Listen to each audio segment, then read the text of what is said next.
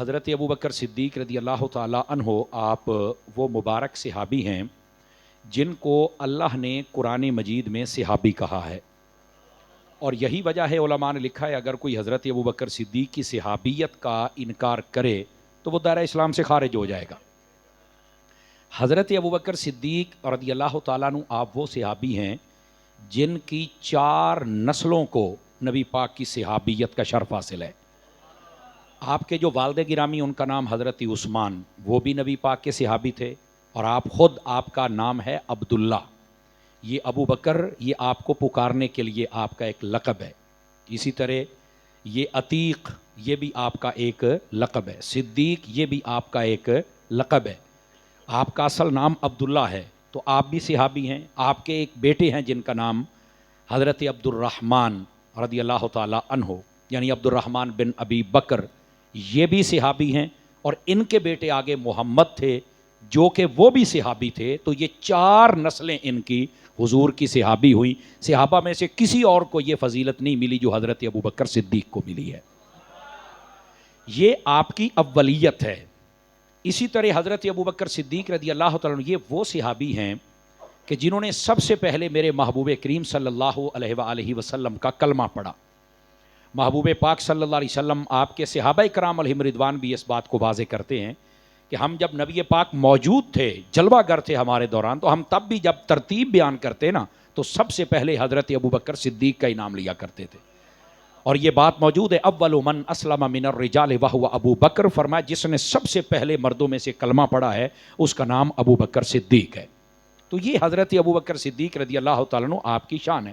سب سے پہلے جس نے نبی پاک صلی اللہ علیہ وسلم پر اور اسلام پر اپنا مال خرچ کیا ہے ان کا نام بھی حضرت ابوبکر صدیق رضی اللہ تعالیٰ عنہ۔ یہ بالغ مردوں کی بات ہو رہی ہے۔ ویسے حضرت اماں خدیجۃ الکبریٰ رضی اللہ تعالیٰ عنہ آپ نے بھی اپنا سارا مال میرے محبوب کے حوالے کر دیا تھا، لیکن مردوں میں سے اور صحابیوں میں سے جس نے سب سے پہلے خرچ کیا اس کا نام حضرت ابوبکر صدیق رضی اللہ تعالیٰ عنہ ہے۔ اسی طرح اپنا اسلام جنہوں نے سب سے پہلے لوگوں پر ظاہر کیا تھا، کلمہ پڑھ کے بتا دیا لوگوں کو کہ میں نے کلمہ پڑھ لیا ہے، اس شخصیت کا نام بھی حضرت ابوبکر صدیق رضی اللہ تعالیٰ عنہ ہے۔ بلکہ یہاں تک آپ کو سن کر حیرانگی ہوگی، الیواقیت والجواہر، الیواقیت الجواہر بھی بعض پڑھتے ہیں، علامہ عبد الوہاب شعرانی رحمۃ اللہ علیہ آپ نے اس کتاب کو لکھا۔ اس کے اندر آپ لکھتے ہیں نبی پاک صلی اللہ علیہ وآلہ وسلم آپ نے ایک دن فرمایا، میرے صحابہ یہ بتلائیے، عالم ارواح کے اندر اللہ تعالیٰ نے تمام روحوں کو اکٹھا فرمایا تھا اور اللہ نے ان سے کلام کیا تھا، الستو بربکم، کیا میں تمہارا رب ہوں؟ یہ اللہ نے پوچھا تھا۔ تو فرمایا تمہیں یاد ہے کہ وہ جو اللہ نے ساری بات ارشاد فرمائی اس کا سارا یہ منظرنامہ، تو سارے چپ ہو گئے۔ نبی پاک صلی اللہ علیہ وسلم نے حضرت ابوبکر صدیق کی طرف توجہ فرمائی، فرمایا ابو بکر آپ بتائیے آپ کو یاد ہے؟ تو آپ مسکرانے لگے، حضور مجھے یہ بھی یاد ہے اللہ نے روحوں کو اکٹھا کیا، اور مجھے یہ بھی یاد ہے میرے رب نے کلام کیا، اور مجھے یہ بھی یاد ہے میرے رب نے کیا کلام کیا، اور مجھے یہ بھی یاد ہے کہ سب سے پہلے اس کلام کا جواب کس نے دیا تھا۔ تو پوچھا گیا پھر ابو بکر کون تھا؟ فرمایا کہ اللہ نے یہ پوچھا تھا، الستو بربکم، کیا میں تمہارا رب نہیں؟ یا رسول اللہ پورے اس کائنات کے مجمع میں عالم ارواح کے جو سب سے پہلے بولے وہ آپ تھے جنہوں نے کہا تھا قالوا بلا، کیوں نہیں آپ ہمارے رب ہیں۔ تو اس کے بعد یہ آگے پھر اور علماء ائمہ نے لکھا، جب یہاں تک بات مکمل ہوئی نا تو میرے حبیب نے پتہ کیا فرمایا؟ لوگوں سن لو، اگر سب سے پہلے میں بولا تھا نبیوں میں تو یہ جتنے باقی نبیوں کے علاوہ لوگ ہیں نا، میرے بعد سب سے پہلے بولنے والے کا نام ابوبکر صدیق تھا۔ تو وہاں پر بھی حضرت ابوبکر صدیق رضی اللہ تعالیٰ عنہ آپ، بلکہ آپ کی یہ میں آپ کو بتاؤں آپ کی کیا اولیت اور کیا شان ہے۔ آپ چھوٹی عمر میں تھے تو آپ کے جو والد تھے، ظاہر سی بات ہے اس وقت تو کسی کو پتہ ہی نہیں تھا کہ کوئی نبی آئے گا اور اعلان ہوگا، ابھی انتظار ہی چل رہا تھا۔ تو آپ کے جو والد تھے نا عثمان ابو قحافہ ان کو کہتے ہیں، وہ چونکہ ظاہر سی بات ہے اس وقت ماحول ایسا تھا تو وہ بتوں کی پوجا کیا کرتے تھے۔ وہ جب جانے لگے تو کہنے لگے ابو بکر چل میرے ساتھ، تو آپ نے چھوٹی عمر تھی فرمایا نہیں جانا، تو کہا نہیں، زبردستی باپ لے گئے۔ تو یہاں سے یہ بھی پیغام ہے کہ اگر بت کی پوجا کے لیے لوگ اتنی کوشش کیا کرتے تھے، بعد میں اگرچہ جو ماحول بدلا وہ آپ نے دیکھا، تو ہمیں بھی چاہیے کہ ہم بھی اپنے رب کی عبادت کے لیے اپنی اولاد کو مسجد میں لایا کریں، یہ ہمارے لیے سبق ہے۔ تو آپ جب اپنے والد کے ساتھ گئے، وہ زبردستی لے کے گئے، چھوٹی عمر ہے. یہ اعلیٰ حضرت صاحب رحمۃ اللہ علیہ آپ نے ملفوظات شریف میں لکھا ہے.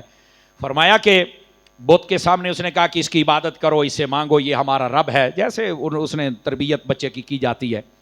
حضرت ابو بکر صدیق نے کہا ٹھیک ہے آپ اپنا کام کریں، میں ذرا دیکھتا ہوں آج کیا ہے. تو اس کے والد نے، حضرت ابو بکر صدیق کے جو والد تھے، انہوں نے اپنے انداز سے شروع کی.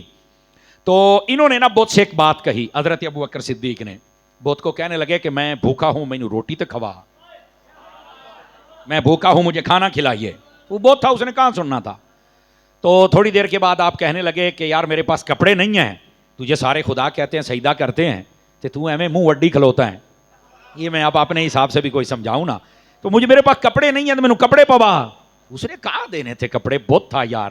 اب دیکھو اتنا سینس حضرت ابو بکر صدیق کو بھی تھا، نہ وہ روٹی پر بولا ہے اور نہ ہی کپڑوں پر. آپ باہر گئے اور ایک نہ کنکر جن وہاں پر روڑا آنے ہے نا، چنگا ٹکا کے موٹا سارا لب کھلایا.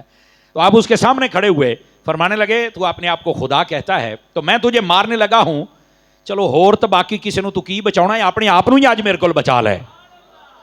اتنی بات کہہ کے اس نے کیا علنا تھا، آپ نے ماریا نہ وٹا تے او دا اکھاں کدائیں تو ناک کدائیں تو بہت توری کدائیں. اب ظاہر سی بات ہے یہ ضرب صدیقی ہے نا. او جناب علی بہت ٹوٹ گیا، ابے نے ویکھیا تو جناب علی پیچھے بھاگ نکلے. وہ بھاگتے بھاگتے بھاگتے سیدھا اپنی ماں کی گود میں آ کے چھپ گئے. تو ماں نے کہا کیا ہوا ہے؟ نہیں انہوں باہر کٹ، میں مارنا ہے. وہ ہوا کیا ہے؟ اس نے آج بت کا یہ حشر کیا ہے. تو فرمایا آپ اس کو کچھ نہ کہیں، آپ اس کو کچھ نہ کہیں.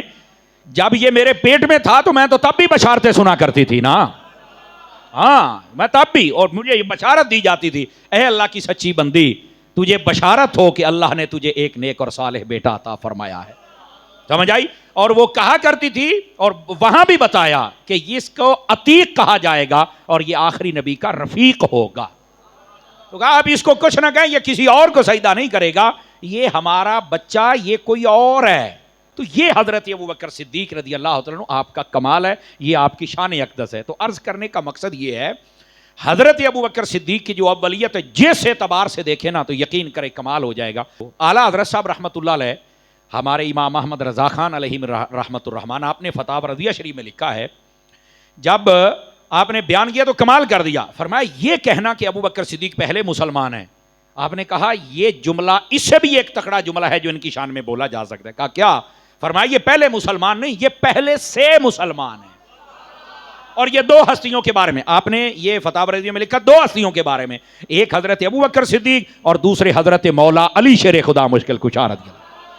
فرمایا یہ پہلے سے مسلمان ہیں. عالم ارواح میں آپ نے لکھا، فرمایا عالم ارواح میں بھی یہ مسلمان تھے، ماں کے پیٹ میں بھی یہ مسلمان تھے، اور بچپن میں بھی مسلمان تھے، اور جب کلمہ پڑا پھر تو تھے ہی مسلمان نا، اور پھر ابد الآباد تک ہمیشہ ہمیشہ کے لیے یہ مسلمان ہے. تو یہ وہ مبارک ہستیاں ہیں کہ عالم ارواح سے لے کر ہمیشہ ہمیشہ کے لیے اللہ نے ان کو ایمان کی دولت عطا فرمائی. یہ موحد تھے، یہ مؤقن تھے، یہ مسلم تھے، اور یہ مومن تھے. یہ اعلیٰ حضرت صاحب رحمۃ اللہ تعالی آپ نے لکھا ہے.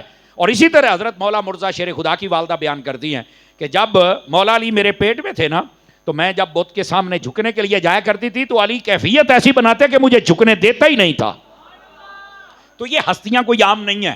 اور حضرت ابو بکر صدیق رضی اللہ تعالی عنہ، آپ نے تقریباً 37.5 سال زندگی گزاری، 37.5 سال تقریباً. اس کے بعد آپ نے کلمہ پڑھا، چونکہ 37.5 سال آپ کی عمر تھی جب حضور نے اعلان فرمایا تھا.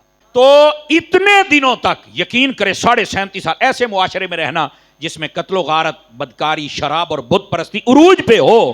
حضرت ابو بکر صدیق نے نہ کبھی جھوٹ بولا تھا، نہ کبھی لڑائی جھگڑا، نہ قتل و غارت، نہ بدکاری، نہ شراب، نہ بت پرستی، کچھ نہیں کیا تھا. کیوں؟ میں نے کہا جس کو خدا بچا کے رکھے نا مصطفیٰ کے لیے، وہ ایسے ہی بچ کے رہتے ہیں. تو یہ ہے حضرت ابو بکر صدیق رضی اللہ تعالیٰ عنہ آپ کی شان اقدس. یہ تو تھی آپ کی اولیت کے اعتبار سے. دیکھیے ہم اہل سنت کا نظریہ ہے کہ نبی پاک صلی اللہ علیہ وآلہ وسلم آپ کی جو تعلیمات ہیں اس کے مطابق، اور جو قرآن کی نصوص ہیں اس کی تعلیمات کے مطابق، اس کائنات بشری میں نبیوں کے بعد جو سب سے افضل ہیں ان کا نام حضرت ابو بکر صدیق ہے. اور جو اس چیز کا انکار کرے وہ سنی نہیں ہوتا. پیر ہو تو اس کی بیعت نہیں ہوتی، وہ خود فارغ ہوتا ہے. یاد رکھ لیں میری بات. اگر وہ مولوی ہو تو اس کے پیچھے نماز بھی نہیں ہوتی. اس کی وجہ یہ بد عقیدہ ہے. اعلیٰ حضرت صاحب نے فتاوی رضیہ شریف میں لکھا افضلیت صدیق اکبر کا مسئلہ جو ہے یہ باب فضیلت کا مسئلہ نہیں، یہ باب عقیدہ کا مسئلہ ہے، تو اس میں عقیدہ اپنا درست رکھنا چاہیے۔ اس کائنات بشری میں نبیوں کے بعد جو سب سے افضل ہے اس کا نام حضرت ابوبکر صدیق ہے، اور ان کے بعد حضرت عمر، پھر عثمان غنی، اور پھر ہمارے قبلہ دل کعبہ جا مولا علی شیر خدا مشکل کشا رضی اللہ۔ اور یہ ترتیب یہ صحابہ میں بھی یہی تھی، اہل بیت میں بھی یہی تھی، تابعین میں بھی، تبع تابعین میں بھی، اور اس پر اجماع ہے۔ اس پر کیا ہے؟ اجماع۔ اجماع کو چھوڑ کر ہم جمہور کی طرف بھی نہیں جا سکتے، یہ بھی یاد رکھیے۔ یہ بعض لوگ جو ڈنڈی مارتے ہیں نا ہمارے اہل سنت میں چھپے ہوئے پیروں میں، یہ ہیں کچھ نہ کوئی، تو وہ پھر جمہور کا سہارا لیتے ہیں۔ تو میں نے کہا جہاں اجماع آ جائے وہاں جمہور ہے نہیں۔ اچھا، اجماع کا کیا مطلب ہوتا ہے؟ جس پر ساری امت متفق ہو جائے، سمجھ آ رہی ہے میرے؟ تو ساری امت کے طبقات اس پر متفق ہیں کہ نبیوں رسولوں کے بعد کائنات بشری میں سب سے بلند مرتبہ کس کا ہے؟ حضرت ابوبکر صدیق کا ہے۔ اچھا، بسا اوقات لوگ نا یہاں مغالطہ ڈالتے ہیں کہ یہ جو تم نمبر دے رہے ہو تو یہ کہاں ہے؟ تو میں نے کہا یہ تو قرآن میں بھی موجود ہے۔ آپ دیکھیں جو میں نے آیت پڑھی، اللہ نے فرمایا والذی جاء بالصدق وصدق بہ اولئک هم المتقون، فرمایا وہ جو سچ لے کے آئے اور وہ جس نے سچ کی تصدیق کی، یہ سب متقی اور پرہیزگار ہے۔ اس کی تفسیر میں امام فخر الدین رازی رحمۃ اللہ علیہ تفسیر کبیر میں لکھتے ہیں، مولا مرتضیٰ شیر خدا رضی اللہ عنہ آپ سے جب پوچھا گیا کہ آپ بتائیں کہ سچ لانے والے کون ہیں اور سب سے پہلے سچ کی تصدیق کرنے والے کون ہیں، تو فرمایا سچ لانے والے ہمارے نبی ہیں اور سچ کی تصدیق کرنے والے ابوبکر صدیق ہیں۔ تو یہاں پر دوسرا نمبر حضرت ابوبکر صدیق کا بیان کیا گیا۔ اچھا، پھر دوسری آیت ہے، آپ دیکھیں قرآن مجید کا 5واں پارہ، اللہ رب العزت نے فرمایا انعم اللہ علیہم من النبیین والصدیقین والشہداء والصالحین، فرمایا اللہ نے انعام فرمایا ہے نبیوں پر، صدیقوں پر، شہداء پر اور ولیوں پر۔ یہ چار طبقے بیان کیے، نبی، صدیق، شہید اور ولی، یہ جن کو آپ بابے کہتے ہیں، صالحین کہتے ہیں، ٹھیک ہے، جتنے اولیاء کاملین ہیں یہ ان کی بات ہو رہی ہے۔ تو اللہ نے ان پر انعام یافتہ لوگوں کے چار طبقے ہیں۔ سب سے پہلے کون سا طبقہ ہے؟ نبیوں کا، اور اس کے بعد کس کا ہے؟ صدیق کا۔ تو میں نے کہا اگر عقل ہونا بندے کو تو نبی کے بعد قرآن میں بھی رب نے جو نمبر دیا ہے وہ صدیق کو ہی عطا فرمایا ہے۔ صدیقوں کے امام کا نام حضرت ابوبکر صدیق ہے۔ تو دیکھو یہ قرآن، جب کہتے ہیں نمبر تم نے کہاں سے نکالا، تو بھائی قرآن کی نص سے ہے، تو قرآن پڑھیں گے تو آپ کو یہ نمبر مل جائے گا۔ اچھا، پھر اگر آپ توجہ کریں تو قرآن مجید آپ 10واں پارہ کھول لیں اور جو غار والا سارے نبی پاک کی ہجرت والا واقعہ وہ پڑھ لیں، اس میں اللہ رب العزت نے جو فرمایا، توجہ، فرمایا ثانی یسنین اذ ہما فی الغار، اب یہ قرآن کی تیسری آیت پڑھ رہا ہوں، فرمایا وہ جو غار میں دو میں کا دوسرا ہے۔ اب ذرا توجہ کریں، آپ بتائیں نبی کے بعد کون تھا دوسرا جو آیا ہے؟ بتاؤ۔ تو ابوبکر صدیق تھے نا۔ تو میں نے کہا نبی کا ثانی جس کو رب کہہ رہا ہے وہ ابوبکر صدیق ہے۔ تو نبی کے بعد نمبر ہی ابوبکر صدیق کا ہے، اور پھر یہی ترتیب تھی کہ نبی کے بعد حضرت ابوبکر صدیق کا کیسا نمبر آیا؟ جب نبی پاک صلی اللہ علیہ وسلم آپ نمازیں پڑھاتے ہیں اور آپ بیمار ہوئے، بیماری آپ کی خدمت میں برکت لینے کے لیے آئی، تو آپ نے اس وقت مصلی پر کس کو کھڑا کیا؟ حضرت ابوبکر صدیق کو۔ بلکہ ایک روایت میں ہے، ایک مرتبہ حضرت، یہ صحاح ستہ میں موجود ہے، حضرت فاروق اعظم کو کسی وجہ سے مصلی پر کھڑا کیا گیا کہ حضرت ابوبکر صدیق نہیں تھے، تو نبی پاک نے آواز سنی، گھر میں تھے، مسجد میں نہیں آ سکتے، فوراً فرمایا لا، فرمایا مصلی پر ابوبکر کے علاوہ کوئی نہیں آ سکتا ہے۔ تو یہ نمبر آپ کہتے کہاں سے آیا؟ قرآن کی 3 آیتیں اور چوتھی یہ حدیث میں بیان کر رہا ہوں، مصلی بھی نبی پاک صلی اللہ علیہ وسلم نے حضرت ابوبکر صدیق کو عطا فرمایا۔ اور پھر ذرا توجہ فرمائیے، یہ جو نمبر ہے نا یہ افضلیت کی وجہ سے ہے، اور اس پر دلیل کیا ہے یہ یاد رکھیے۔ معراج کی رات جب میرے نبی صلی اللہ علیہ وسلم، یا امام محدثین نے لکھا ہے، جب سارے نبی اقصا میں اکٹھے ہوئے نا، تو اب وہاں پر جو افضلیت بتانی تھی کہ سب میں افضل کون ہے، شانوں والے سب ہیں لیکن پہلا نمبر کس کا ہے بتانا مقصود تھا، تو وہاں پر افضلیت وہ اذان سے نہیں بتائی گئی، تکبیر سے نہیں بتائی گئی، تقریر سے نہیں بتائی گئی، امامت سے بتائی گئی۔ جب امامت کی باری آئی، اذان بھی ہوگی، تکبیر بھی ہوگی، تقریر، سب کچھ ہوا، فرمایا مصلی امامت پہ کون آئے گا؟ تو حضرت جبرائیل نے اللہ کی اجازت سے فرمایا اے محمد آپ سب سے افضل ہیں، آپ مصلی پہ آئیں گے۔ علماء نے لکھا یہ ہے وہ اصل معیار کہ معراج کی رات جب سب نبی، سب شانوں والے سب اکٹھے تھے، بتانا تھا کہ سب سے افضل کون ہے تو جس کو مصلی پہ کھڑا کیا گیا وہ سب سے افضل ہے. نبی پاک کے صحابہ بھی سب شانوں والے ہیں، لیکن جب یہ بتانا تھا کہ سب سے افضل کون ہے تو نبی نے مصلی پر ابو بکر صدیق کو کھڑا کر کے بتا دیا کہ معراج کی رات میں مصلی پہ آیا تو سب سے افضل اعلان ہو گیا، اور اب ابو بکر آ گیا تو اب ابو بکر کا اعلان ہو گیا کہ یہ سب سے افضل ہے. تو یہ حضرت ابو بکر صدیق رضی اللہ عنہ آپ کو جو مصلی عطا کیا گیا یہ اس بات کی دلیل تھی کہ آپ سب میں افضل ہیں، پھر آپ کو مصلی امامت عطا کیا گیا. اور اسی پر صدقے جاؤں حضرت مولا علی شیر خدا پر، آپ نے یہی تو بات بتلائی. حضرت علی المرضا نے جب بیعت کی نا حضرت سیدنا ابو بکر صدیق کی تو پتہ کیا کہا تھا؟ روایات بہت زیادہ ہیں. ایک روایت ریاض النظرہ میں یہاں تک کہ ایک بندے نے کہا ہے مولا علی آپ اعلان کر دیں کہ نبی پاک نے مجھے مصلی دیا تھا. تو آپ نے فرمایا آؤ مسجد میں پھر بات کرتے ہیں. وہ اندر سے تو شاید راضی ہوا ہوگا کہ پتہ نہیں ہوں کی ہوئے گا، کیونکہ غلط فہمیاں لوگوں نے بڑی دیر سے پھیلانا شروع کی ہوئی ہیں. آپ جب مسجد میں آئے تو آپ نے کہا میں علی نے آج تک جھوٹ نہیں بولا اور نہ میں بولوں گا اور نہ نبی کی طرف نسبت کروں گا. فرمایا سن لو میں مصلی پر موجود نہیں رہ سکتا. یہ بات غور سے سنو. فرمایا کہ نبی پاک نے جو مصلی عطا کیا ہے یہ حضرت ابو بکر صدیق کو امامت کے لیے عطا کیا ہے، مجھے نہیں دیا. بلکہ ایک روایت میں لوگوں میں موجود تھا، میں زندہ تھا، میں حضور کے سامنے تھا، حضور مجھے دیکھ رہے تھے، لیکن اس کے باوجود نبی پاک صلی اللہ علیہ وسلم نے مجھے مصلی پر نہیں کھڑا کیا، ابو بکر صدیق کو کھڑا کیا ہے. بلکہ ایک روایت میں ذمہ داری سے کہہ رہا ہوں، نبی پاک نے فرمایا اے علی میں نے 3 مرتبہ اللہ کی بارگاہ میں عرض کی تھی کہ مجھے اجازت دے کہ میں علی کو مصلی پر کھڑا کروں. فرمایا اللہ پاک نے فرمایا نہیں ابو بکر ہی مصلی پہ آئے گا. یہ بھی روایت ہے جناب، یہ بھی روایت ہے. تو پھر دوسری بات حضرت مولا علی شیر خدا رضی اللہ تعالیٰ عنہ آپ نے اس بات کو واضح کیا. آپ نے جب بیعت کی نا تو ہاتھ میں ہاتھ دے کے پتہ کیا کہا؟ فرمایا ہم آپ کو خلیفہ بنا رہے ہیں. اور کہا کہ جب نبی پاک نے آپ کو مصلی پر کھڑا کیا تو ہمیں سمجھ آ گئی تھی کہ نبی پاک نے ہمارے دین کا امام ابو بکر کو بنا دیا. تو ہمیں یہ بات بھی سمجھ آ گئی کہ جو ہمارے دین کا امام بن سکتا ہے وہ ہماری دنیا کا امام بھی بن سکتا ہے. یہ ہے اصل بات میرے عزیز میرے دوست. اور یہاں پر ایک بات یہ حضرت ابو بکر صدیق کی جو افضلیت ہے میں اس کی بات کر رہا ہوں. اب یہاں سے لوگ ایک ڈنڈی مارتے ہیں، یہ بھی ایک الگ سے مسئلہ ہے، اس کو بھی سمجھنا چاہیے. اب دیکھیے کہا یہ جاتا ہے کہ ظاہری طور پر جو خلیفہ ہیں وہ حضرت ابو بکر صدیق ہے اور باطنی طور پر حضرت مولا علی شیر خدا ہے، جبکہ اس بات کا اہل سنت سے تعلق ہی نہیں ہے. اس سے بڑا جھوٹ کوئی نہیں ہے. اس کی وجہ پتہ کیا ہے؟ نبی پاک نے سب سے پہلے مصلی کس کو؟ ابو بکر صدیق کو. تو جس کو مصلی دیا جائے باطن تو اس کو دیا جاتا ہے.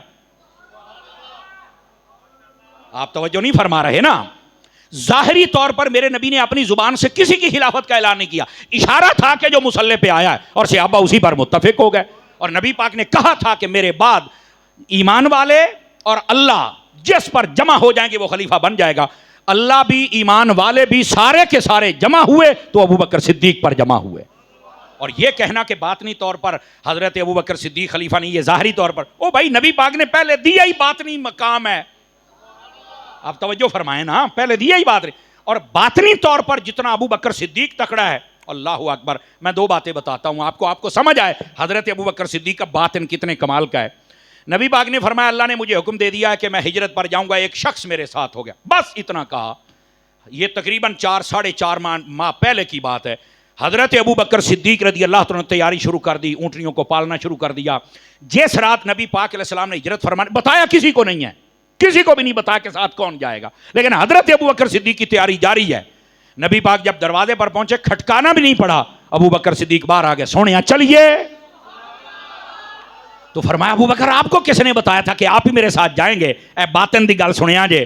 فرمایا حضور جس دن آپ نے کہا تھا نا اللہ نے مجھے اجازت دے دی ایک بندہ میرے ساتھ جائے گا، مجھے پتا تھا کہ وہ بندہ ابو بکر ہی ہوگا، تبھی تو تیاری شروع کی ہے. اور یہ بھی کہا کہ اتنے مہینے گزر گئے میں نے اپنی پیٹھ اور کمر یہ بستر کے ساتھ نہیں لگائی، میں رات کو نہیں سوتا کہ میرا یار آئے تو میں سوتا پہ آؤں گا. اللہ اکبر اللہ اکبر. کتنا باطن تکڑا ہے حضرت ابو بکر صدیق کا. اور لوگ کہتے ہیں باطنی طور پر حضرت مولا علی شیر خدا ہے. خدا کا خوف کرو یار. دوسری بات ایک اور دلیل دے دوں اس پر. حضرت سیدنا ابو بکر صدیق کا باطن کیسا ہے؟ جب اذا جاء نصر اللہ والفتح یہ مبارک صورت نازل ہوئی نا، جس کے اندر اعلان تھا کہ اللہ کی مدد آ گئی اور فتح آ گئی، آپ دیکھو گے لوگوں کو کہ جوک در جوک اسلام میں داخل ہو جائیں گے. توجہ ہے نہیں حضرات؟ یہ 30ویں پارے کے اندر سورہ نصر. ٹھیک ہے. اچھا یہ جو سورت ہے اس کا یہ مضمون اب غور سے سنیے گا. جب یہ آ گئی نا تو ہوا کیا, اس وقت سارے صحابہ ایک دوسرے کو مبارک دینے لگ پڑے. بھائی کمال ہو گیا, سبحان اللہ, اب اسلام تکڑا ہو گیا, پہلے تو ہر وقت خدش رہتے تھے جنگ کے, اب تو کمال ہو گیا. سارے مبارک دے رہے تھے, ابو بکر صدیق پاک رونے لگ پڑے. سب نے کہا یہ رو کون رہا ہے؟ ابو بکر صدیق کیا ہوا ہے بتائیے تو صحیح. فرمایا یار یہ بات جو تم سمجھے ہو تم بھی ٹھیک سمجھے ہو, لیکن اس کے باطن میں ایک اور بات بھی ہے. غور سے سنیے. کہا کیا بات؟ آپ یہ سمجھے ہیں کہ اسلام طاقتور ہو گیا, فتح ہو گئی, لوگ آئے, بالکل ٹھیک ہے, لیکن اس کے باطن میں اشارہ یہ ہے کہ اب نبی پاک زیادہ دیر ہمارے درمیان موجود نہ رہیں گے, آپ پردہ فرما جائیں گے. میں تو حضور کی جدائی کو سوچ کے رو رہا ہوں. اب دیکھیے سارے صحابہ کرام کہتے ہیں واقعتاً یہ بڑا باریک اور باطنی نکتہ تھا جس پر کسی کی توجہ نہیں گئی تو ابو بکر صدیق کی. تو میں نے کہا جو باطنی طور پر سب سے آگے تھا اسی ابو بکر صدیق نے ہی آگے جانا تھا نا. تو یہ کہنا کہ باطنی طور پر نہیں تھے, اللہ کے بندے عقل ہی نہیں کام کرتی. ویسے آپ کو میں ایک اور روایت بھی سنا دوں. یہ میر سید عبد الواحد بالگرامی رحمت اللہ علیہ, آپ نے اس بات کو لکھا اور سبا سنابل شریف کے اندر لکھا. وہ فرماتے ہیں, اور بہت سارے ائمہ نے اس حدیث کو لیا, فرمایا نبی کریم علیہ السلام نے ارشاد فرمایا ما فاق ابو بکر بکثرت الصلاۃ والصوم ولکن بالسر الذی ذکر فی قلبہ. فرمایا اے لوگو, ابو بکر جو سب سے افضل ہیں, سب سے آگے ہیں, وہ اس لیے نہیں کہ یہ زیادہ نمازیں پڑھتے ہیں, نوافل پڑھتے ہیں, روزے رکھتے ہیں, خیرات کرتے ہیں. تو فرمایا کس وجہ سے ہیں؟ فرمایا اس کے دل میں ایک راز ہے, وہ جتنا ابو بکر کو ملا ہے وہ کسی اور کو نہیں ملا ہے. اور وہ راز کیا ہے؟ فرمایا وہ معرفت خدا ہے اور محبت مصطفیٰ ہے. فرمایا وہ جتنی ابو بکر صدیق کو ملی ہے کسی اور کو اس کا حصہ نہیں ملا ہے. تو یہ کہنا کہ ظاہری طور پر خلیفہ ابو بکر ہے, باطنی طور, حالانکہ باطن تکڑا ہی ابو بکر صدیق کا ہے. میں نے صرف ابھی 3 باتیں بطور اشارہ آپ کو بتائیں اور آپ میں سے اکثر بندے سمجھ گئے کہ اصل مسئلہ تو یہ ہے.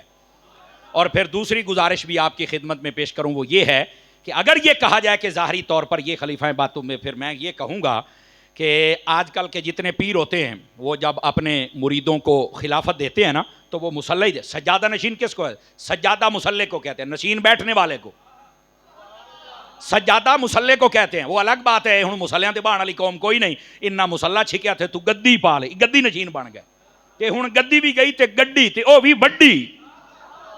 توجہ نہیں فرما رہے آپ حضرات. تو اب تو انہوں نے گیم بدل دی نا ساری. بہرحال نبی پاک صلی اللہ علیہ وسلم کے غلاموں, حضور اکرم نے بھی مصلی عطا فرمایا. اور آج کل کا جو کامل و اکمل پیر ہوتا ہے وہ بھی جس کو اہل سمجھے تو مصلی پہ بٹھاتا ہے. تو جس کو پیر مصلی دیتا ہے وہ مڑ اندر تے خالی ہوندا ہے نا, اخ نہیں اندر تے وہ پورا ہونا ہے. تو میں نے کہا جو تیرے مصلی پہ آ جائے وہ تو باطنی طور پر ٹھیک ہے, تو جو محمد کے مصلی پہ آئے صلی اللہ علیہ وسلم, اس ابو بکر صدیق کے بارے میں یہ کہتے ہو, کتنا بڑا جھوٹ ہے, بلنڈر ہے یہ. اور پھر اگلی بات سنیے میری جان, یہ اگر اس میں غور کیا جائے تو یہ مولا علی کی بھی توہین ہو رہی ہے اور صدیق اکبر کی بھی, اور لوگوں کو پتہ ہی نہیں. کہا وہ کیسے؟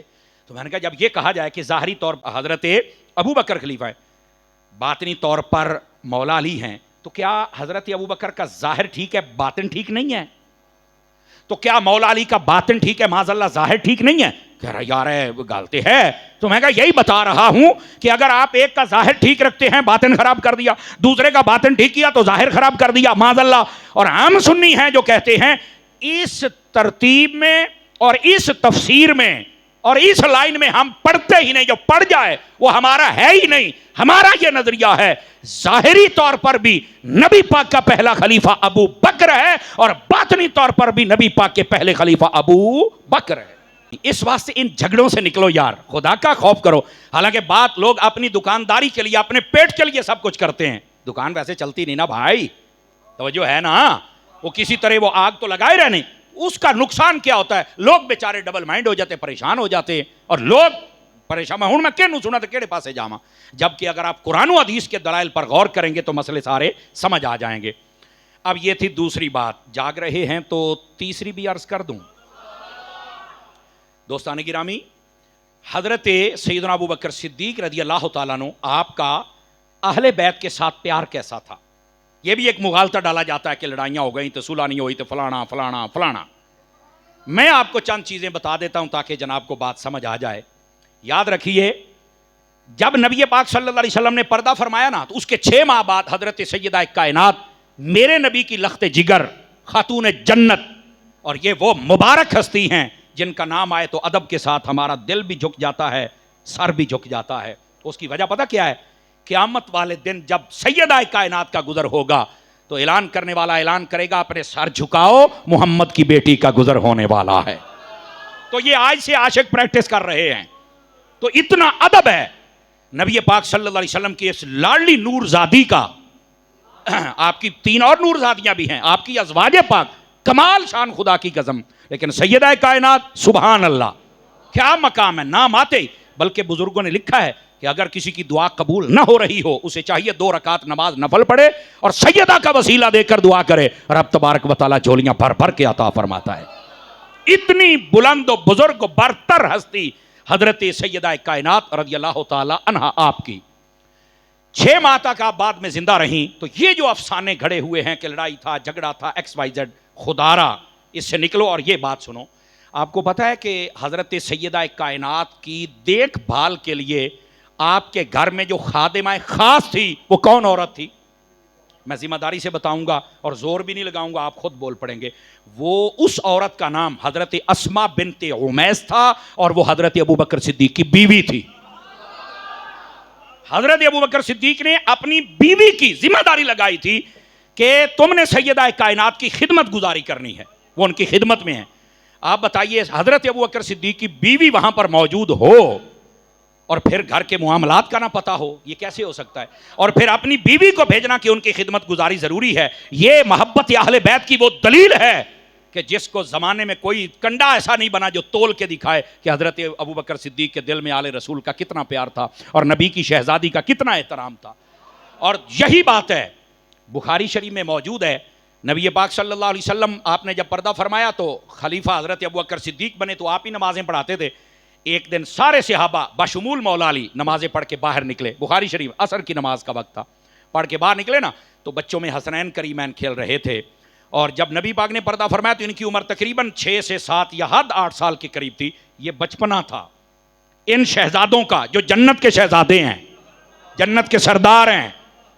سمجھ آ رہی نا؟ یہ جو مبارک جوڑی ہے حیدر و بطول کی، ان کی یہ چھوٹی عمر تھی. صحابہ کرام بڑا پیار کرتے. حضرت ابوبکر صدیق کی نماز پڑھا کے باہر نکلے نا تو آپ نے امام حسن کو دیکھا کہ بچوں سے کھیل رہے ہیں.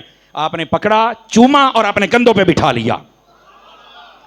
دیکھو یار میں نے بھی 4 بندے جان دینے لیکن میں نے کبھی اپنے گھر سے باہر اپنے بچے کو اپنے کندھوں پہ نہیں بٹھایا. اور جن نے تسی بیٹھو تسی کدی نہیں بہایا. گھر کے اندر ہم لاڈ پیار کرتے ہیں، پورا کرتے ہیں، لیکن باہر نہیں. صدقے ابو بکر تو جامع اس کائنات میں نبیوں کے بعد سب سے افضل شخص ہے. اور گھر میں نہیں، باہر مدینے میں. اور بچے بھی حیدر و بطول کے ہیں، نبی کے نواسے ہیں. اور حضرت ابو بکر صدیق اپنے کندھوں پہ اٹھا کے کیا بتانا چاہتے ہیں؟ 2 باتیں. ایک یہ کہ اگر تمہیں نبی اٹھاتے تھے تو ابو بکر بھی وہ سنت ادا کر رہا ہے. اور دوسرا یہ محبت کی وجہ سے کوئی اٹھاتا ہے، جہاں محبت نہ ہو وہاں ایسا ہو سکتا. اور پھر رکو یہاں ایک اور بات بھی ہے. حضرت ابو بکر صدیق نے جب اٹھایا پیار کیا نا تو ساتھ ہی حضرت مولا علی کو پتا کیا کہا؟ اے علی بیٹا تیرا ہے پر اس کا چہرہ دیکھ کر مصطفیٰ کی یاد آتی ہے. حدیث شریف میں ہے سر اقدس سے لے کر سینہ یا ناف تک امام حسن مشابہت رکھتے تھے مصطفیٰ جان رحمت صلی اللہ علیہ وسلم سے. اور یہاں سے لے کر قدمین شریفین کے ناخنوں تک حضرت امام حسین دونوں بھائی اکٹھے کرتے تو مصطفیٰ کی کامل تصویر بن جایا کرتی تھی. یہ محبت اہل بیت نہیں تو کیا ہے؟ مجھے بتاؤ نا یار. حضرت ابوبکر صدیق کے بارے میں حضرت امام محمد باقر رضی اللہ تعالیٰ آپ سے کسی نے پوچھا کہ حضرت یہ بتائیں، اب یہ کشف الغمہ میں موجود ہے، یہ میں جو نام لے رہا ہوں نا آج جب یہ علماء بھی سنتے ہیں تاکہ آسانی ہو جائے کہ یہ کس کتاب میں لکھا ہوا ہے. کشف الغمہ کے اندر یہ بڑی معتبر کتاب ہے غیروں کی، لیکن میں نے حوالہ دیا، پڑھو یار، خدا کا خوف کرو. اس کے اندر یہ لکھا ہوا ہے. ایک شخص نے حضرت امام باقر سے آ کے سوال کیا کہ حضرت یہ بتلائیے کہ اپنی جو تلوار ہوتی ہے اس کو جو پکڑنے والی جگہ ہوتی ہے جہاں سے انسان پکڑتا ہے دستی، تو وہ ہم دستہ چاندی کا بنوا سکتے ہیں؟ فرمایا ہاں. ان کا کیوں؟ فرمایا ابو بکر صدیق کا بھی تھا. ابو بکر صدیق کا بھی تھا. تو اس بندے نے آگے سے کہا آپ بھی صدیق کہہ رہے ہیں؟ اب یہ پتہ چلا یہ جو لوگوں کے دلوں میں بات یہ بڑی پرانی ہے. آپ بھی کہہ رہے ہیں. خدا کی قسم آل رسول کے شہزادے کا جملہ سنیے گا, زندگی بھر تمہیں یاد آئے نہ. مینو دعا میں دیا جاتا گالے کشف الغمہ میں لکھا ہوا ہے یہ پورا, میں یہاں تک آپ نے سنا لیکن پورا یہ ہے. اس نے کہا آپ بھی صدیق کہتے ہیں. آپ نے فرمایا نام ہوا صدیق, ہوا صدیق, ہوا صدیق. 3 مرتبہ کہا کہ وہ صدیق ہے. اور اگلی بات فرمایا جو ابو بکر کو صدیق نہ کہے رب اسے دنیا میں بھی سچا نہیں ہونے دیتا, قبر و حشر میں بھی سچا نہیں ہونے دیتا ہے. فرمایا کہ وہ کبھی سچا ہی نہیں ہو. جو ابو بکر صدیق کو صدیق نہ کہے اللہ اسے نہ دنیا میں سچا ہونے دیتا ہے نہ حشر میں سچا ہونے دے گا. توجہ ہے کہ کوئی نہیں؟ یہ کس نے کہا ہے؟ یہ آل رسول کے شہزادے ہیں جن کے بارے میں ہم کہتے ہیں تیری نسل پاک میں ہے بچہ بچہ نور کا, آقا تو ہے عین نور, تیرا سب گھرانہ.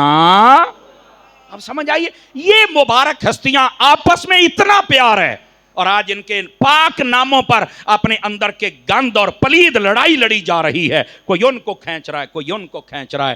قسم خدا کی اہل بیت اور صحابہ دونوں کا دامن تھامو گے تو مصطفیٰ کی بارگاہ تک جاؤ گے, ورنہ لکھ لو بھٹکتے رہو گے, لعنتیں منہ پہ آئیں گی, مصطفیٰ کی بارگاہ نصیب نہیں ہوگی. اپنے آپ کو با ادب بناؤ. ان کی یہ ہسٹری ہے. دیکھیے بس اوقات یہ ہوتا ہے نہیں یہ تو ابتدا میں تھا تو جناب بعد میں تو بڑے مسئلے تھے تو باغ چھین لیے تو فلانا. سب کہانیاں, سب قصے, سب جھوٹ. قصہ مختصر. اب دیکھو نا یہ ابو بکر صدیق مال کھائے گا یار؟ مجھے بتاؤ نا, جس نے سارا مال لوٹا دیا. اور حضرت ابو بکر صدیق وہ ہیں جن کے بارے میں نبی پاک صلی اللہ علیہ وسلم نے فرمایا مجھ پر جس نے بھی کوئی احسان کیا میں نے اس کا بدلہ چکا دیا. ابو بکر تیرے اتنے احسان ہیں میں بدلہ نہیں چکا سکا. یہ مال کھائے گا؟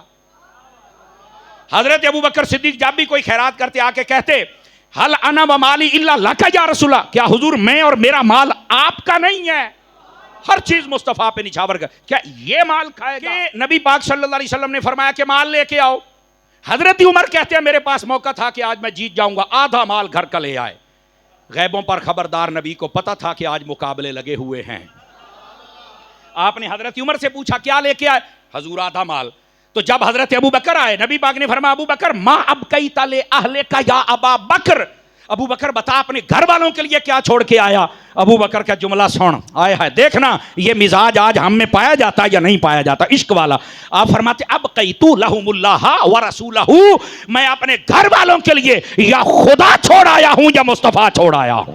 بس ہر چیز اٹھا کے میں نے آپ کے قدموں میں رکھ دی ہے. یہ مال کھائے گا؟ کچھ خدا کا خوف کرو یار. یہ وہ حضرت ابو بکر صدیق رضی اللہ تعالی عنہ جنہوں نے اپنا سارا مال گھر میں لٹا دیا, سارا گال اسلام کی خاطر لٹا. یہ مال کھائے گا؟ بخاری کتاب الاحکام میں موجود ہے. نبی پاک علیہ السلام تشریف فرماتے, ایک عورت آئی, اس نے کچھ کہا کہ مجھے عطا کیجئے. نبی پاک نے سنا اور فرمایا اتنے دنوں کے بعد, وہ مہینہ تھا, 2 تھے, 4 تھے, خدا بہتر جانے, یہ اس کی تفصیل میری نظر سے نہیں گزری. وہ عورت جب باہر گئی نا تو اس کے ذہن میں یہ خیال آ گیا, امام بخاری نے بین السطور بھی لکھا ہے فل مراد بہل موت. اس نے سمجھا کہ نبی پاک اگر فوت ہو جائیں, پردہ کر جائیں تو یہ میرا حق مجھے کون دے گا, چلو میں پوچھ ہی جاواں. وہ واپس آئی اور کہتی ہے لم اجد کا یا رسول اللہ صلی اللہ علیہ وسلم, حضور اگر میں آؤں اور آپ کو نہ پاؤں تو پھر یہ میرا حق مجھے کون دے گا؟ غور سے سننا دیوانوں, نبی پاک نے فرمایا لم تجدینی فاتی الی ابی بکر, فرمایا اگر تو آئے اور میں مجھے نہ پائے تو پھر میرے ابو بکر کے پاس آنا, یہ تجھے تمہارا حق عطا کرے گا. غور سے سنیے گا, علماء نے لکھا یہ اشارہ دے دیا کہ میرے بعد ہر چیز کا وارث ابو بکر ہوگا. اشارہ نبی پاک نے دے دیا تھا. اور مجھے یہاں ایک دھیرے سے بات کہنے دو. میں نے کہا جو نبی کو اتنا ناز ہے ابو بکر صدیق پر کہ یہ عورت آئے گی تو ابو بکر اس کو حق ضرور دے گا, تو جیڑا غیراں عورتاں دا حق نہیں کھاندا نبی دا دھی دا حق کیویں کھائے گا؟ ہمیں بتاؤ تو صحیح نا. اور یہ ابو بکر مال کھائے گا جس کے بارے میں نبی کہتا ہے جس نے حق لینا ہے ابو بکر کے پاس آ جائے. اللہ کے بندو جاندی کرو یار, خدا دا خوف کرو. اور یہ وہ ابو بکر صدیق, توجہ, آپ کا ایک غلام تھا, اس نے ایک دن نا دودھ آپ کو دے دیا, تو دودھ شرعی طریقے کے مطابق پینے والا نہیں تھا. کہ وہ غلام تھا پہلے ایک ڈبہ پیر تھا, میں تمہیں سمجھانے کے لیے کہہ رہا ہوں, منتری تھا. تو اس نے کئی منتر کیا, وہ بندہ ٹھیک ہو گیا. وہ جب وہاں سے گزرتا تو وہ کوئی نذرانہ دیتے تھے. تو انہوں پتا انے دے ہاتھ بٹیرا آ جائے موجاں تو پیر دیاں لگ جاندیاں ہوئیاں نا جی, تو اس کی موجیں لگی ہوئی تھی جب بھی جاتا. تو حضرت ابو بکر صدیق کا غلام بن گیا, آپ نے خریدا, اس نے کلمہ پڑھا, دودھ لے کے آیا نا, تو حضرت ابو بکر صدیق کو دیا, آپ نے گھونٹ بھرا, اس نے کہا جی آپ نے تو پوچھا ہی نہیں ہے مجھ سے, پوچھتے تو سی یہ کہاں سے آیا, تو فرمایا بتا کہاں سے آیا, تو کہا اس طرح وہ زمانہ جہالت میں منتری تھا, انہوں دا بابا ٹھیک ہویا تو انہوں نے مینوں آج دودھ دیتا. فرماؤ ہو یہ تو میرے لیے جائز ہی نہیں ہے. او ہو آپ نے اپنی انگلی گلے میں لگا کر وہ سب مواد نکال دیا, آپ کی حالت غیر ہو گئی. اللہ نے قرآن کی آیت نازل کی سورہ رحمان میں, والے من خاف مقام ربہ جنتان, فرمایا محبوب ابو بکر سے پوچھو یہ کیوں کر رہے ہیں. تو حضرت ابو بکر کہتے ہیں یا رسول اللہ مجھ میں جرت نہیں ہے کہ اللہ کی بارگاہ میں کھڑے ہو کر جواب دوں کہ یہ دودھ کا گھونٹ کیوں پیا ہے کہ جو شرعی طور پر میرے لیے جائز نہیں تھا, اللہ سے مجھے ڈر لگتا ہے. اللہ نے فرمایا پھر ابو بکر کو کہو اگر مجھ سے اتنا ڈرتا ہے تو جو مجھ سے ڈرے میں اسے ایک نہیں 2 جنتیں عطا فرما دیتا. یہ ابو بکر یہ مال کھائے گا, ایک گھونٹ چلا گیا تو وہ بھی نکال دیا. بھائی جان یہ مال جاندی کرو یار, خدا دیو بندیو کیڑے کمی پہ گئے ہو, امت بنو, امت وحدت بنو, نبی پاک کے صحابہ اور اہل بیت کا مقام سمجھنے کی کوشش کرو. حضرت سیدنا ابو بکر صدیق رضی اللہ تعالیٰ عنہ, آپ کا اتنا پیار اہل بیت اطہار کے ساتھ, اور انہوں نے کیا کمال کیا وہ بھی میں نے سنایا. اور پھر یہ مال کھانا یہ سب کہانیاں ہیں بابا, یہ سب کچھ حضرت ابو بکر صدیق نے نبی پر لوٹایا ہوا ہے. دیکھو سب سے قیمتی چیزیں ادھر دیکھیے, یا بندہ خود ہوتا ہے یا اولاد یا مال, یہی ہوتا ہے نا. نبی پاک صلی اللہ علیہ وسلم کے اس غلام ابو بکر نے یہ تینوں چیزیں نبی پر لوٹائی ہیں. وہ کیسے؟ اپنا مال ایسے لوٹایا, کہا کہ حضور یہ سب کچھ آپ کا ہے, کوئی چیز اپنے پاس نہیں رکھی, حضور یہ سب کچھ آپ کا ہے, سب کچھ دے دیا. دوسری بات, جب باری آئی غار کے اندر سانپ ڈنگ مار رہا تھا, اپنی جان بچانا فرض ہے, پر فرمایا نہیں ایتھے حضور نو بچانا فرض ہے. اپنی جان بھی پیش کر دی, اپنی جان کو بھی پیچھے کر دیا. اور جب بدر کا میدان لگا تھا نا, تو آپ کا بیٹا, اس نے ابھی کلمہ نہیں پڑھا تھا, تو یہ کافروں کی طرف سے آیا. تو جب اس نے بعد میں کلمہ پڑھ لیا نا, تو ایک دن حضرت ابو بکر صدیق سے کہتے ہیں ابا جی او بدر دے وچ نا تسی میری تلوار دی ذات تھلے آ گئے سی تے میں ابا سمجھ کے چھڑ دیتا سی. حضرت ابو بکر صدیق لیٹے ہوئے تو اٹھ کے بہ گئے. فرمایا پترا کدی تو میری تلوار دی ذات تھلے آ جڑا نا, پتر سمجھ کے نہ چھڑ دا, محمد کا دشمن سمجھ کے تیرے ٹکڑے کر کے رکھ دیتا. یہ ہے ابو بکر صدیق, ہر چیز لوٹا دی میرے مصطفیٰ پر. اور آج امت یہ الزام لگا ہے کہ مال کھا گئے. میرے آخری جملہ, اور اس کو غور سے سنیں پھر اگلی بات کرتا ہوں, اگر یہ مال کھاتے ہوتے نا تو آج روضہ مصطفیٰ میں ساتھ نہ ہوتے. کچھ خدا کا خوف کریں یار, کچھ خدا کا خوف کریں. اور یہاں پر یہ سن لیجئے, بڑی عجیب و غریب افواہیں پھیلائی جاتی ہیں. خدا کے لیے, خدا کے لیے ان باتوں سے نکلو اور اہل سنت کے مسلک کو سمجھو, آپ کو پتا چلے محبت کیا ہے, تحقیق کیا ہے, علم کیا ہے, حقیقت کیا ہے, اور مسلمانیت کیا ہے. اور وہ کیا ہے غور سے سنیے گا. سیدہ کائنات رضی اللہ تعالی عنہا, آپ نے جب پردہ فرمایا نا, تو ظاہر سی بات ہے حضرت ابو بکر صدیق رضی اللہ تعالی عنہ آپ کی جو بیوی تھی وہ حضرت سیدہ کائنات کی کنیزہ خاص تھی, خادمہ خاص تھی. اور مغرب سے عشاء کے درمیان آپ نے پردہ فرمایا اور یہ کہا, یہ کہنا کہ پتہ ہی نہیں چلا ان کو, کسی نے بلایا ہی نہیں اور ابو بکر صدیق اور عمر کو جنازہ پڑھنے ہی نہیں دیا. میں قسم اٹھا کے کہتا ہوں, دیکھو میں ایم ہی نہیں, قسم اٹھا کے, جو دلائل ہیں نا ان کے اندر سیدہ کائنات کے پردہ کرنے کے چند لمحے بعد جو سب سے پہلے مولا علی اور سیدہ کے گھر پہنچا اس کا نام ہی ابو بکر صدیق ہے. پھر حضرت عمر, پھر طلحہ, پھر زبیر, یہ باقاعدہ نام موجود ہیں, اور حضرت ابن عباس کی روایت میں موجود ہیں. یقین فرمائیے. اور پھر ایک تو ہے آنا, اب دیکھو نا بیوی ابو بکر صدیق کی گھر پہ ہو, اور حضرت ابو بکر صدیق اور سیدہ کائنات کے گھر کا فرق پتہ کتنا تھا. آج بھی آپ مدینے میں چلے جائیں, باب السلام سے جہاں داخل ہوتے ہیں نا وہاں گھر تھا حضرت ابو بکر صدیق کا, اور جہاں سلام کر کے نکلتے ہیں وہاں گھر تھا حضرت سیدہ کائنات کا. اینی دور گھر ہوئے تو پھر بھی پتہ نہ لگے. کیسی بیوقوفی والی بات لوگ کرتے ہیں, پتہ ہی کوئی نہیں لگا, کسی نے سدیا ہی کوئی نہیں, وہ جان دے کر بیوی گھر ہے اور گھر اتنا قریب ہے اور بتا کوئی نہیں. کچھ خدا کا خوف کریں یار, امت کو توڑے مت جوڑیں یار. اور پھر اگلی بات, یہ جو بات عرض کر رہا ہوں ادھر دیکھیں میری طرف. سب سے پہلے امام ابن سعد کو پڑھ کے دیکھ لیں, طبقات الکبریٰ اٹھائیں, اس کے اندر موجود ہے. ابن کثیر کو پڑھیں, اس نے بھی اسی بات کو لکھا. امام زاہبی کو پڑھیں, لسان المیزان, انہوں نے بھی اسی بات کو لکھا. علامہ ابن جوزی کو پڑھیں, الملتزم, انہوں نے بھی اسی بات کو لکھا. واقدی پڑھیں, انہوں نے بھی اسی بات کو لکھا. تبری پڑھیں, اسی بات کو لکھا. نہیں توجہ فرما رہے آپ حضرات. میں حوالے پتہ کیوں دے رہا ہوں؟ تاکہ آپ کو پتہ ہو اتنی کتب کے اندر یہ موجود ہے. جب سیدہ کائنات کا جنازہ تیار ہوا نا تو حضرت ابوبکر صدیق جیسے لوگ صفوں میں ہوتے آپ ایسے صف میں کھڑے ہو گئے اور آپ نے فرمایا علی آپ جنازہ پڑھائیے. تو حضرت علی نے پتہ کیا کہا؟ فرمایا تقدم یا ابا بکر. فرمایا ابو بکر آپ بڑھیں اور جنازہ پڑھائیں.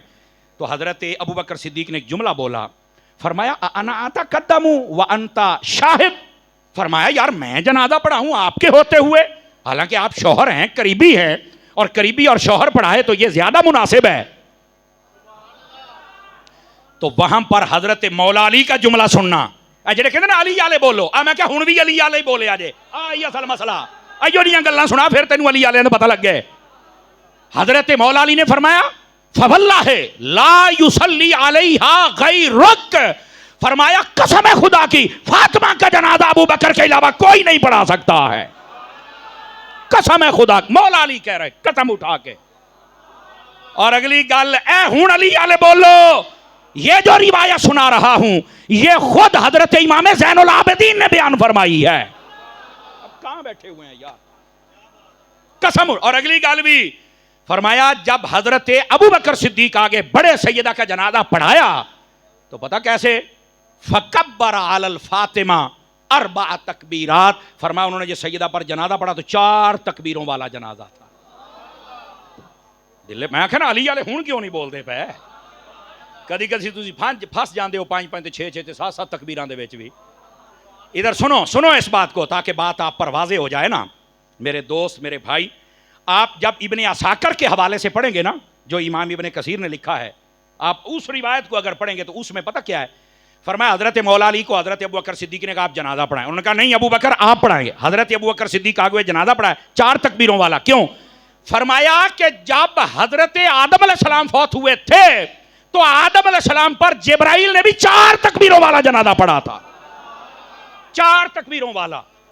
آپ یہ مت بھولیں کہ ہمارے پاس دلائل نہیں. اور پھر اگلی بات فرمایا کہ جب سیدہ کائنات نے پردہ فرمایا, ابو بکر صدیق نے جنازہ پڑھایا تو 4 تکبیریں, اور جب حضرت ابو بکر صدیق فوت ہوئے جنازہ عمر پاک نے پڑھایا تو انہوں نے 4 تکبیریں پڑھی, اور جب حضرت عمر فوت ہوئے تو حضرت صہیب رومی نے جنازہ پڑھایا تو انہوں نے بھی 4 تکبیریں پڑھی. یہ پوری روایت موجود ہے. 4 تکبیر والا جنازہ 4 والا ڈھیل نہیں ہے. باقی بہرحال یہ جو بھی ہوتا ہے آپ اس کو سمجھے, لیکن جو میری دلیل ہے میں وہ آپ کی خدمت میں عرض کر رہا ہوں.